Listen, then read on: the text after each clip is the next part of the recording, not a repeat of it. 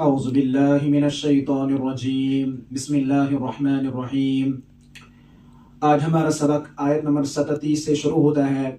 فلا اقسم بما تبصرون وما لا تبصرون، پس میں قسم کھاتا ہوں ان چیزوں کی جن کو تم دیکھتے ہو، اور میں قسم کھاتا ہوں ان چیزوں کی جن کو تم نہیں دیکھتے ہو۔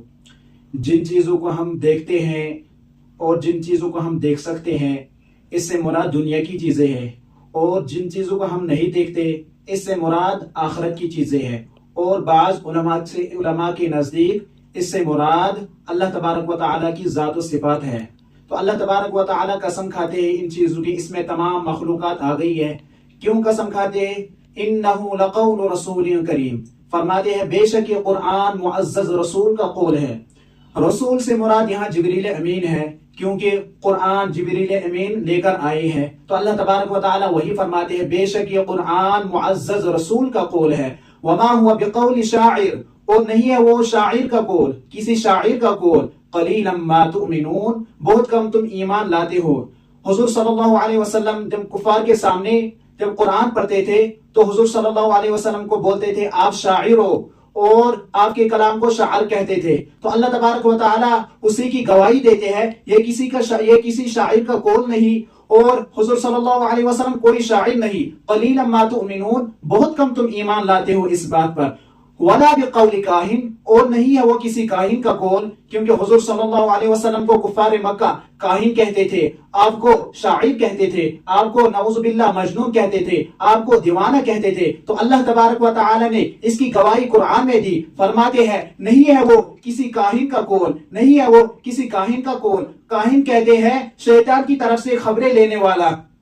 تو اللہ تبارک و تعالی وہی فرماتے ہیں نہیں ہے وہ کسی کاہن کا قول، نہ قرآن شعر ہے نہ قرآن کہانیت ہے، کیونکہ کفار مکہ کہتے تھے کہ یہ پہلے زمانوں کے من گھڑت قصے ہیں۔ تو اللہ تبارک و تعالی نے اسی کی وضاحت فرمائی یہ کسی کے کاہن کا قول نہیں ہے، یہ کسی شاعر کا قول نہیں ہے، اس بات پر تم بہت کم ایمان لاتے ہو۔ قلیلا ما تذکرون، اور بہت کم تم نصیحت حاصل کرتے ہو، بہت کم تم سبق حاصل کرتے ہو۔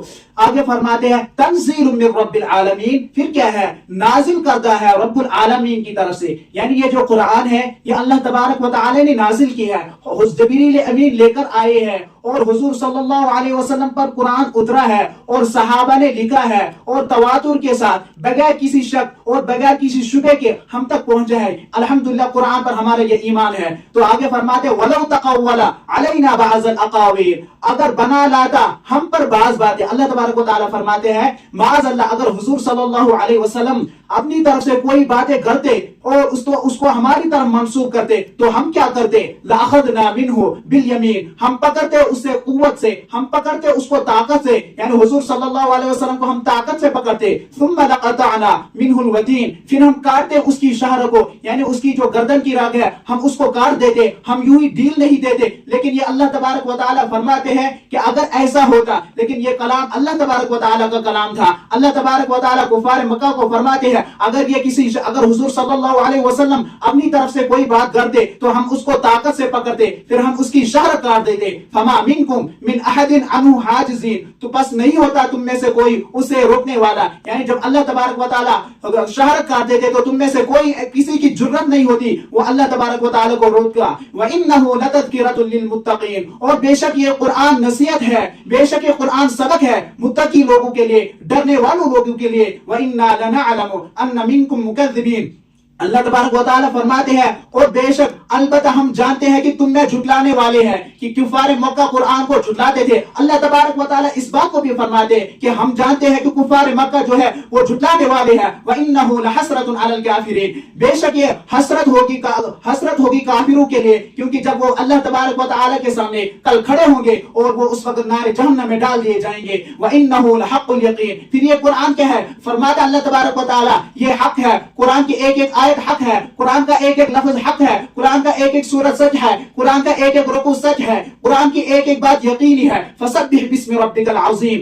بس آپ تسبیح بیان کریں اپنے رب کے نام کی جو عظیم ہے. حضور صلی اللہ علیہ وسلم جب کفار مکہ کے سامنے ایسے باتیں سنتے تو حضور صلی اللہ علیہ وسلم پریشان ہو جاتے تھے. اللہ تبارک و تعالیٰ دوسری جگہ میں فرماتے وَلَقَدْ نَعْلَمُ أَنَّكَ يَضِيقُ صَدْرُكَ بِمَا يَقُولُونَ فَسَبِّحْ بِحَمْدِ رَبِّكَ وَكُن مِّنَ السَّاجِدِينَ. جب حضور صلی اللہ علیہ وسلم ایسی باتیں سنتے تو ان کا دل تنگ ہو جاتا تھا، وہ پریشان ہو جاتے تھے، وہ غمگین ہو جاتے تھے. تو اللہ تبارک و تعالیٰ نے فرمایا آپ اپنے رب کے نام کی تسبیح بیان کریں، آپ اپنے رب کے سامنے جھکے، آپ اپنے رب کے سامنے سجدے میں اپنا سر ڈالے، اور آپ کی جو یہ پریشانی یہ ختم ہو جائیں گی. یہ قرآن جو ہے یہ حق ہے، اور یہ قرآن جو ہے یہ یقین ہے. حضرت عقبہ بن عامر جہنی رضی اللہ تعالیٰ عنہ روایت بیان کرتے ہیں، فرماتے ہیں کہ جب یہ